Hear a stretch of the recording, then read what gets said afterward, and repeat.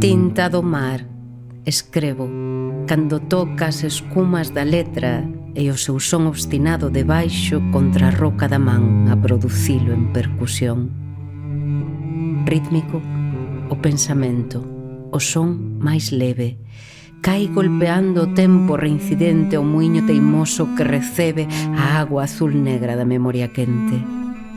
Así, tinta do mar, e logo nube, a pairar sobre os ciclos deste mundo, estrépito e o eco cando sube da escura palabra en que me fundo.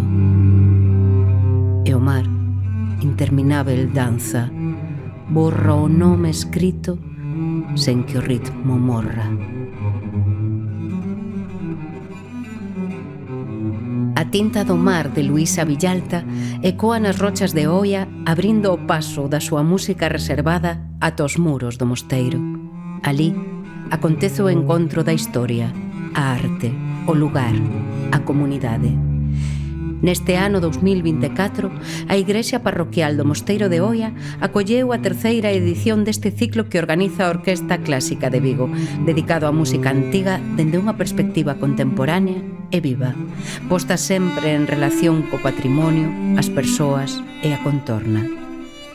Situado no medio do camiño portugués da costa, o mosteiro constitúe un conxunto único pola súa historia, influencia e localización.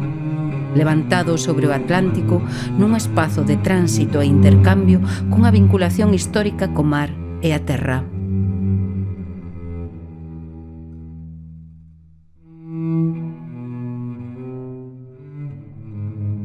O mar foi unha constante nesta edición.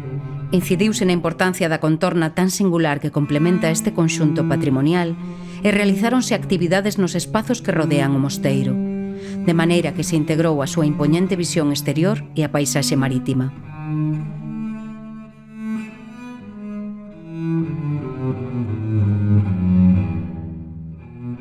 Tralo éxito do 2023, no que participaron máis de 1000 persoas nas actividades, esta edición consolidouse como unha oferta cultural estable que conxugou a formación coa investigación e o lecer.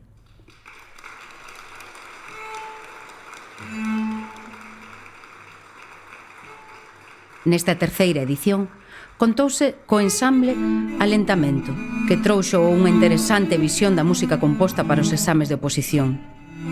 Entrebescant, que recolleu a tradición musical relixiosa da península conservada nos códices, Pilar Almalé, que nos ofreceu unha visión actual e ecléctica desta música brillantemente mesturada, o ensamble 415, que brindou unha visión das sonatas do Rosario, e Music for a While, que abordou a canción de amor barroca.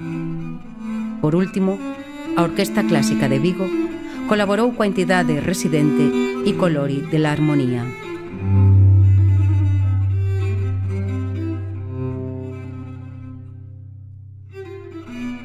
Exploramos as múltiples caras do patrimonio dende a curiosidade, visitamos a igrexa a través dos ollos e da voz do seu párroco, don Daniel Goberna, o cal foi unha gran oportunidade para coñecer os aspectos máis singulares deste espazo e a súa relación coa música litúrxica.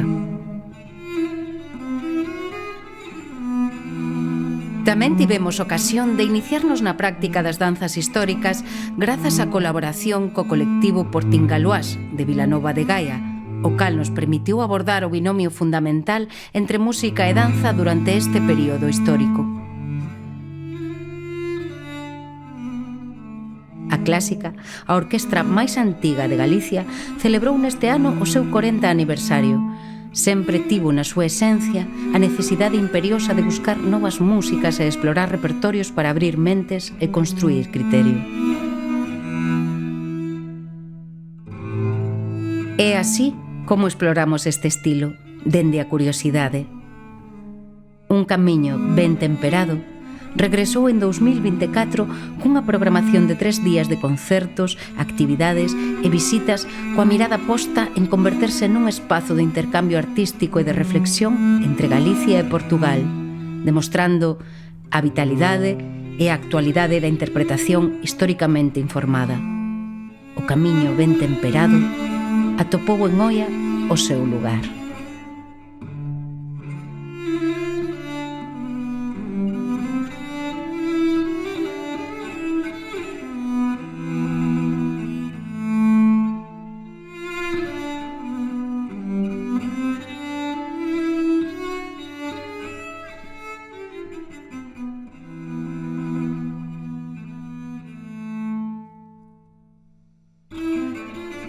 Insisto en que as rúas son os pasos.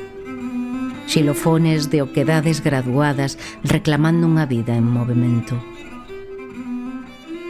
Escoita. Eses pasos que anónimos resúan admitidos como seres, como pulsos de algún sangue do pasado, como vida, como ciclos en que os ritmos se entrecruzan e encamíñanme a min para o silencio.